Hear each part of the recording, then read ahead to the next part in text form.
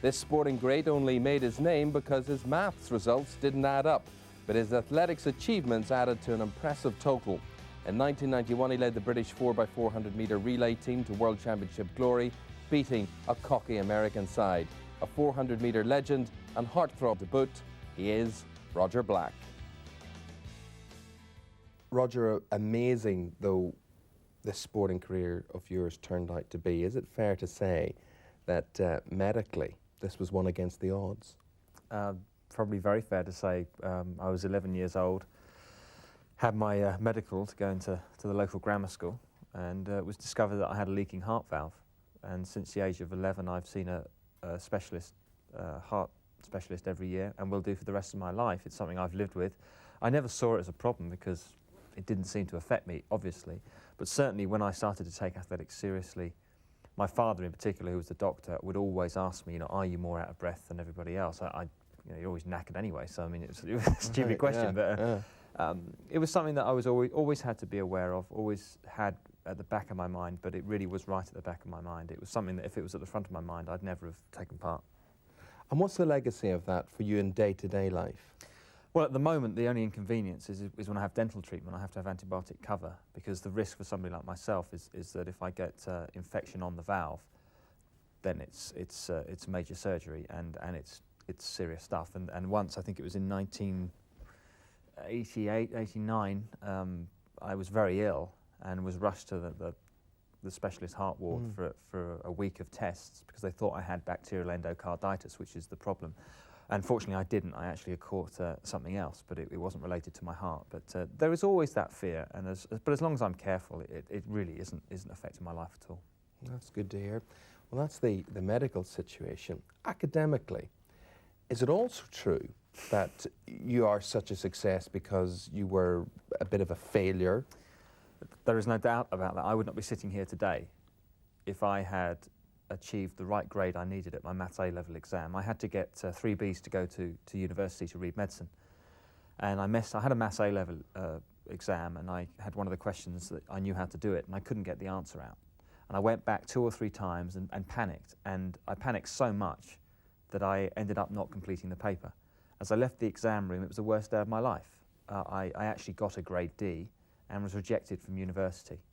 It meant I had a year off in which to retake that maths exam, and it was in that year off that a friend of mine said, you're a very good athlete, you're very talented, but talent isn't enough. You have to apply your talent.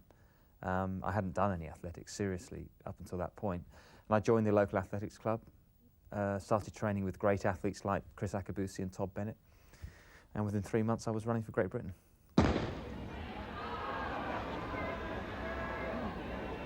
And it's a very, very fast start by Black.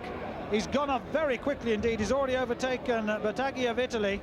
The Italian must have wondered what hit him. The Russian on the outside, Krasnikov, running well. He's the target at the moment for the young Briton. And Black has gone very, very quickly indeed. The Irishman on the outside, you can see in the green vest, struggling under this. And Krasnikov now sees the Briton, and the Briton is in the lead. Roger Black well in the lead now. In lane 3 is Relive of France. He's coming through very quickly. Krasnikov fighting back, but Roger Black allows himself a look over his shoulder. And look at the margin of victory. Well, Krasnikov in second, Relive of France in third, but the margin of victory makes that a most emphatic European junior title. Obviously, most people we've spoken to on the series, they've been running since they're 8, 9, 10, 11, 12 years of age. I mean, this was really late in life. Yeah, 18? I mean, I did the school sports. I got selected to run for my county once, maybe twice. Went to the English Schools Championships 3 times, but that was it. I didn't run for a club, I didn't train. I didn't enjoy athletics. I didn't like individual sport. I always preferred to be part of a team. I did it because I was naturally very good at it, but I never thought I'd be an Olympic athlete. I never had aspirations of that. I was going to be a doctor, and I was going to hopefully play rugby for England, but I wasn't good enough. And it just shows you that the talent is out there, and how you get to the Olympics is often dependent on the things that happen to you along the way. But if I had got that grade in that maths exam, I would have gone straight to St Bartholomew's Hospital in London, and I know I would never have run. It was certainly not a factor. But nevertheless, you still were old for your age, if you know what I mean. Yeah. You were there. You were 18. Do you think you were a man making up for lost time? I think I was. I mean, I joined the local athletics club, started training with people who are my heroes, Chris Akabusi, Todd Bennett, just come back from the 1984 Olympics. And what happens is I was just trying to keep up with them, and then I started to overtake them. And there's no doubt for the first year and a half, 2 years, I probably trained harder than my body could take. And it resulted in me I had huge success in 1986, Commonwealth champion, European champion, fantastic, British record holder. Let's get this straight. This is within what period of time? Well, my first ever training session for athletics would have been in October, November of 1984, and by August of 1986, I was Commonwealth and European 400 metre champion. Did you ever pinch yourself? Yeah, all the time. My life literally just changed, and all my friends around me from school days, I'll tell you what was amazing. Yeah. My sister went to Australia for about 9 or 10 months, and when she came back, I was Commonwealth and European 400 metre champion, and she could not. And she said, did anything interesting happen when I was away? Well, no, she'd walk into the pub, and people would go, "Oh, there's Roger Black's sister." And she'd go, "What?" You know, and she found it very difficult, actually. It changed so quickly for me, and it was fantastic. It was wonderful. But of course it couldn't possibly last. It's Roger Black, 20 years old, from England, and he's away from the favourite and clear, and he's showing no signs of cracking yet, and he's going to take gold. Black wins the gold for England, Clark in second place, Phil Brown third, Akabusi fourth. Redmond's going well and Schoenleber going well in lane number 6. Rolf Lubke beginning to show as well, and off the bend it's Roger Black, 20 years old, the Commonwealth champion against Schoenleber, and Schoenleber of his journey on the near side, looking very strong indeed, but Black's not giving up, and Black hits the front. Roger Black takes gold for Britain, Schoenleber in second place. 44.61 the time, a new championship record. So there was this huge upside, but there was the downside. You felt you were pushing yourself. Yeah. It took it out of your body. And how did this materialise? I broke my foot had a fracture of my foot in 1980. Well, I had a hip problem which came in 1987, which I had throughout my whole career. I had to deal with. But in the end, I broke my foot towards the end of 1987. I had an operation on my foot towards the end of 87, the beginning of 88. I was out of the sport for nearly 2 years. And you were out of the Seoul Olympics. Out of the Seoul Olympics, leg in plaster watching that. And the Olympics is everything for an athlete. I mean, the Olympics is so special. And, you know, it was tough. I had to make a lot of decisions. I had to leave my coach, had to make a few changes. I had to really take it a bit more seriously because it had all come so easily. And now I found out that, you know, if you want to fulfill your potential, it's not going to be easy. And I got back, and you know, I learnt a lot about myself in those 2 years, no doubt about that. What about the mental fortitude required to hang on in there? Well, you have to have it. The number one thing you have to have is probably not mental fortitude, actually. To come back from an injury, the number one, I mean, people ask me, what's the most important thing? It's actually patience. It's to have the patience to wait 2 years. Most people won't wait 2 years. They'll come back in 6 months because, and what happens is they come back and the injury hasn't really recovered and they get injured again and again, and you see it all the time. I had the patience, I had some good advice, and I suppose when you've sort of been to the top so quickly, if you're going to come back, there's no point coming back to where you were. You've got to come back to, you know, I needed world and Olympic success, not European or Commonwealth success. Okay, well you picked up the European success, 1990, back on your winning ways. The 1991 World Championships in Tokyo, silver at the 400 metres. Roger Black has gone through 200 metres in the lead. Also going well is Takano of Japan. But this is where it counts now for Black. 200 to 300 metres. Takano of Japan right there. And it's Black up the bend. The European champion, Roger Black of Great Britain. But now the attack is on. The attack is on from Pettigrew, and Black is tying up. Black is tying up. Pettigrew comes home in front. Black is second. And in third place, Everett. I should have won the race. It's very hard when you're that far ahead, 300. But I can't complain. A silver medal at the World Championships. What can you say? That's great. I'm very pleased with the medal, but I should have won the race. We'll be seeing you on Sunday as well. Oh, you definitely will be seeing me on Sunday as well, and hopefully we can make a gold medal. It's the relay victory against the Americans that I want to talk about. Okay. Why was that so sweet? Why was it so sweet? For many reasons. Firstly, the Americans hadn't been beaten for 40 years. Secondly, that American team was capable of breaking the world record and was talking about breaking the world record. Thirdly, the British team was made up of myself as the 400-metre silver medalist, no problems with that, Derek Redmond, who was coming back from injury in the 400 metres, John Regis, who was actually a 200-metre runner, but if you paid him enough once a year, he'd think about the 4x4, and Chris Akabusi, who was a bit of an old duffer in those days, and was a hurdler, up against four mighty Americans. The key to the success was we collectively as a team took control of the race and put the Americans under pressure. We had to make the Americans think, which is quite difficult for a few Americans, as we know. We had to put them under pressure. Usually they would run from the front and take the lead, and that was it. They just run. We had to make them react to us, so I had to run the first leg. And that's easier said than done. When you're the best runner in the team, you don't want to run the first leg, because the first leg, you get the slowest time, you run in lane so you look rubbish, and more importantly, if the team wins, you don't get your picture in the paper, because the guy on the last leg will get it. So I had to put my ego to one side, and the idea was that we would be in contention all the way and put Chris Akabusi on the last leg, who would hopefully come through, and which he did, and take the American on the line. It was all planned that way, to put the Americans under as much pressure as we could. It was an amazing team effort. You know, we were four friends as well, and I think that helped enormously. And we ran as a team. We took a collective decision as a team, and we ran for each other that night. We didn't run for ourselves as individuals, and we didn't run for Great Britain that night. We really didn't. We ran for the four of us. The wind freshening as they get away, and Roger Black in lane number 3 goes straight away, closes right down on the Jamaican. The American Valmont has started fast as well. Into the back straight, though, it's Black at this stage, who's cut right back on the Jamaican Pat O'Connor.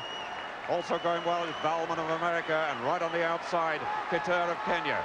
The first leg run in lanes, and the first bend of the second leg, and then they can break.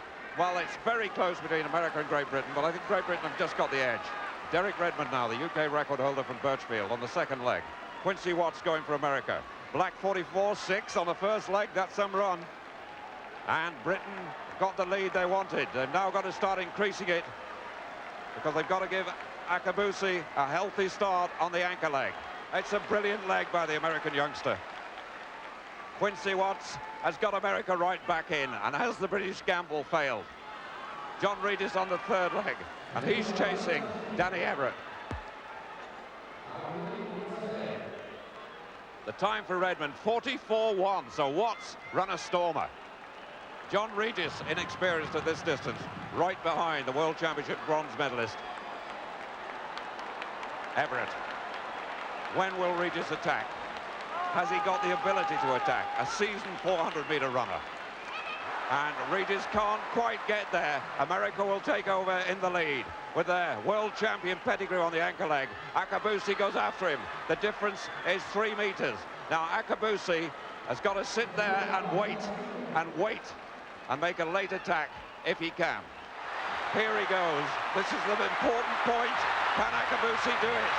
Akabusi has a go, and the American is beaten, and he's fighting back. Akabusi has made it. Akabusi, gold for Britain. America second, and Jamaica third. And the time, 2:57.54, a new British, a new Commonwealth, a new European record, and the gamble paid off. The Americans always run from the front. We had to neutralise their first run. We had to be in contention. That's why I was put on the first leg as supposedly the fastest in the team. And from then on, Derek and John's job was just to stay in there to give Chris a fighting chance. He had a fighting chance, and he kicked their butts!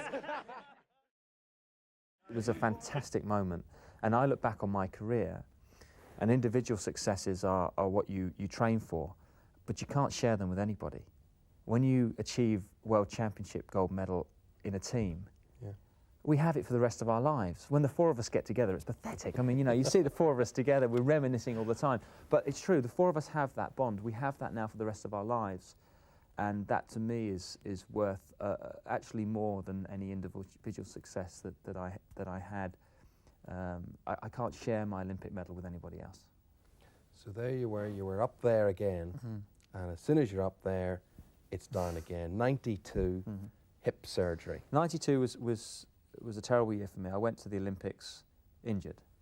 I desperately wanted to be an Olympian. You know, I hadn't been an Olympian, and the Olympics was everything. I went to Barcelona as world silver medalist. I got knocked out in the semi-final, and it was devastating for me. And I hated the whole thing as well. I mean, to go to the Olympics and not enjoy it. But you knew why. Ridiculous. I mean, were you I easy knew on why, yourself? but you don't like making excuses. You know, I was having anaesthetic injections every time I ran, and that's not what it was about. And I got back from the Olympics. I had a hip operation which didn't work. I had some things done to my knees which didn't work, and I was under a lot of stress. Other British athletes were running well, and I got glandular fever, and I was out of the whole of '93 with glandular fever, and that was the worst time. I mean, because if you have a broken foot, you know it's probably going to heal. If you have glandular fever, you don't know. You don't know when you're going to get better, and everyone questions you as well. Oh, I feel tired, I feel lethargic. Oh, come on, man, come on. And they say being an athlete's a healthy lifestyle. No, because it's such a, it's ridiculous, because it's such a, you know, the human body was not made to go through the training that I had to put it through to try and to get absolutely everything out of my body without taking drugs. And it just wasn't made for that, and would always therefore break down, as all athletes do, most athletes do. The hardest thing for any athlete to do is rest. And you know, I got this glandular fever virus in '93, and that, you know, I wasn't sure I'd ever come back from that, but fortunately I did. So you start this career quite late in life. You still haven't won what you want to win. Then you get to the European Championships again, and a record equaling 5th gold relay medal, but that still wasn't good enough for you. The relay medal at the European Championship didn't mean much to me at all, because we were always going to win that. I came second in the 400 metres to another Briton called Dwayne Ladesha. A lot of people thought I'd never come back from that defeat. I recognised, actually, I was devastated, and then I recognised my achievement. I'd been out for a year with glandular fever. I'd come back, I had a European gold medal, silver medal. It was tough to take, but I knew at the back of my mind that actually for me it was all about fulfilling my potential. And I hadn't done that yet. And I knew that if I was healthy, that he wouldn't beat me again, and nor would most athletes in the world. And I walked away from that championships actually quite confident and quite sure about what I could do if I was healthy. 1995 came out, I had 2 knee operations. You know, it's a catalogue, but that's the way it is. What it meant was, in 1996, I came out healthy for the first time. I only ever had 2 years where I had no problems, because when you're injured, your mind's on it. 1986, I wasn't injured, and 1996, I wasn't injured. What sort of pressure did that put on you, because with the Atlanta Olympics, well, did you realise this was going to be now or never? I took all the pressure off myself. I didn't have to worry about my body because I was on top of that. And I wasn't setting rules that were saying I have to win an Olympic gold medal to be satisfied. I wasn't even thinking of the colour of medals. I knew that going into the games that if I ran my perfect race in the Olympic final, I had a chance of a silver medal. To win an Olympic gold medal against Michael Johnson in 1996, he would have had to fall over. And you know, I think that is a true statement. I think anyone who understands the nature of him and the nature of the sport, that in 1996, Michael Johnson was unbelievable. And I'd learnt not to get caught up in that. And the rule I had was to try and fulfill my potential. And for me, that was about running my best race ever in the Olympic final under the greatest spotlight with the greatest amount of pressure. And I did it. Gets them away first time, and the flashbulbs going all over the stadium. Black is chasing Johnson, and he's closing slightly, but Johnson responds. Johnson going away down the back straight. Ewan Thomas with a big run on the outside. Also going well, Ismail. On the inside, Harrison. But Johnson, Black, Thomas, and somebody's pulled up. Looks like Ismail. And here comes Johnson now, and Black's got an awful lot to do to get in the medals. Ewan Thomas on the near side, and it's Johnson. Black now goes into second place. Harrison on the inside, and on the near side, Thomas. Johnson away and clear. Black in second place takes the silver, and Kamoga takes the bronze. The time, 43.49, a new Olympic record. And for Roger Black, Olympic silver. He ran the perfect race.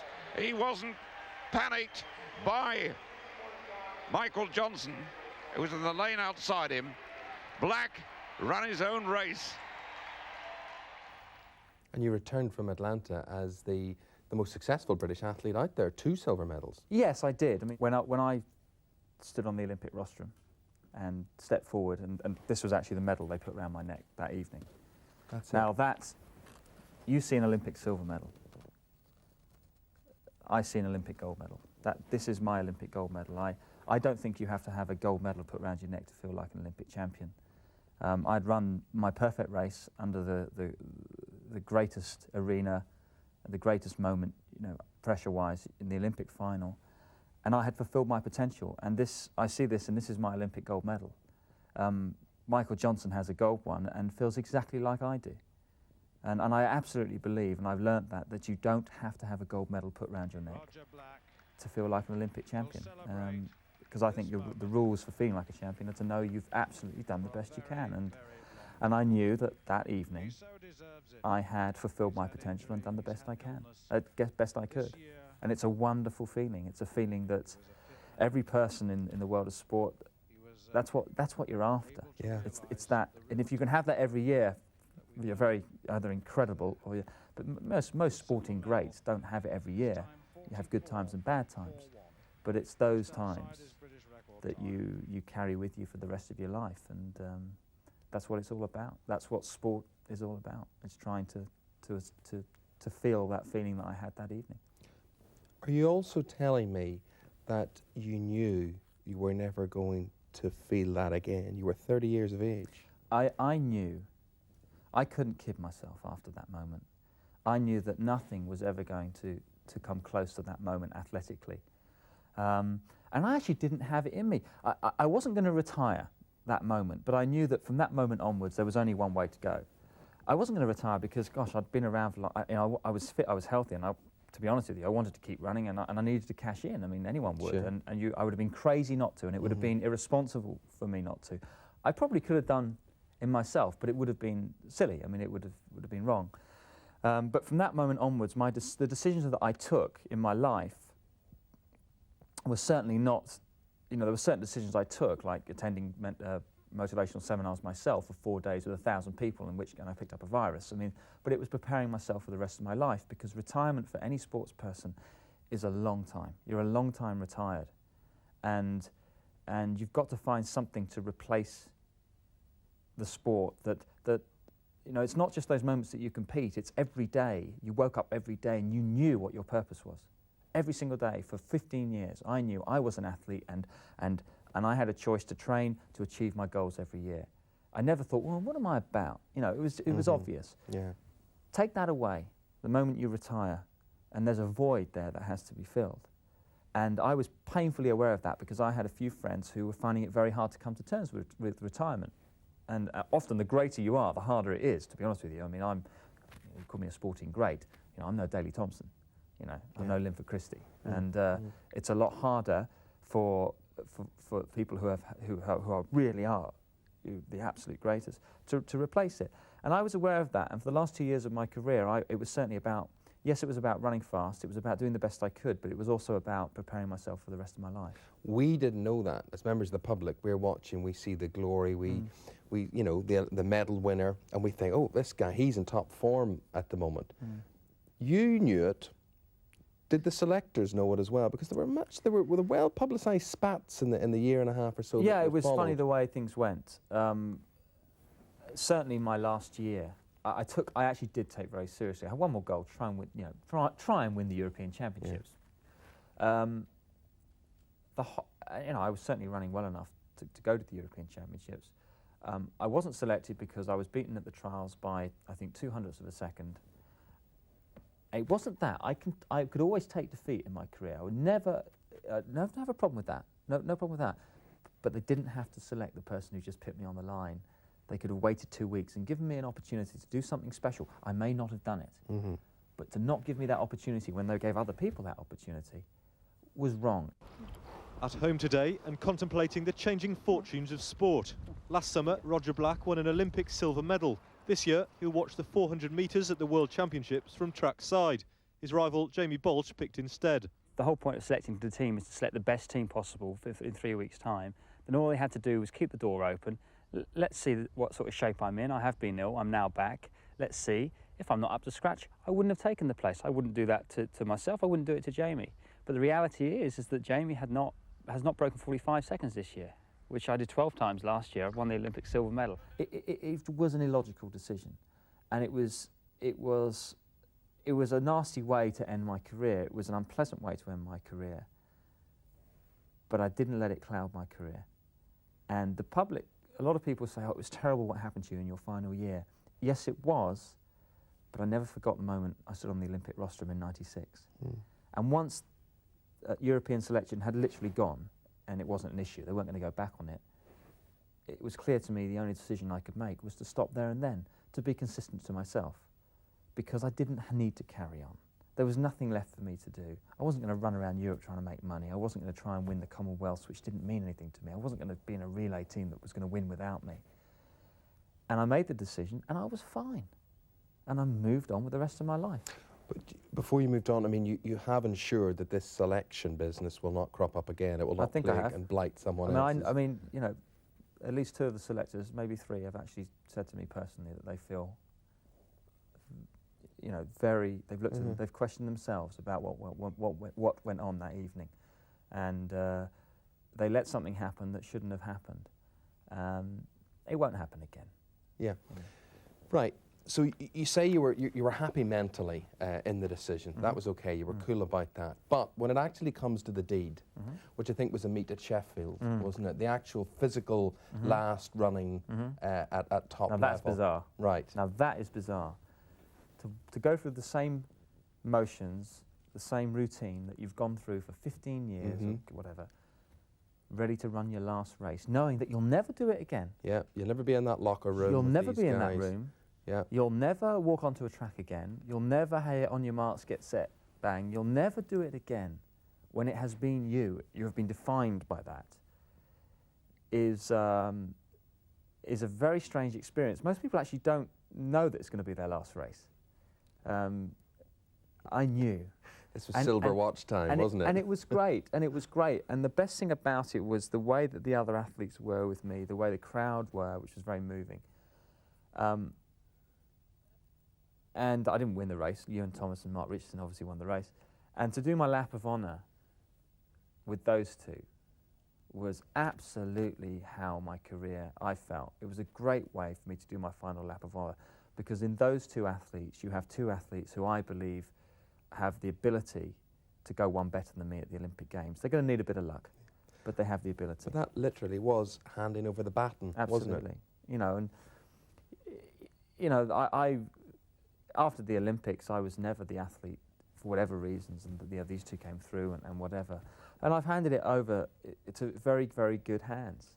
And you know, I'm involved with Mark in particular, and you know, Ewan is somebody who I, you know, have contact with and like very much. And I think the next 2 years for those 2 are going to be great, really exciting. Well, listen, could I have a look at your gold medal there?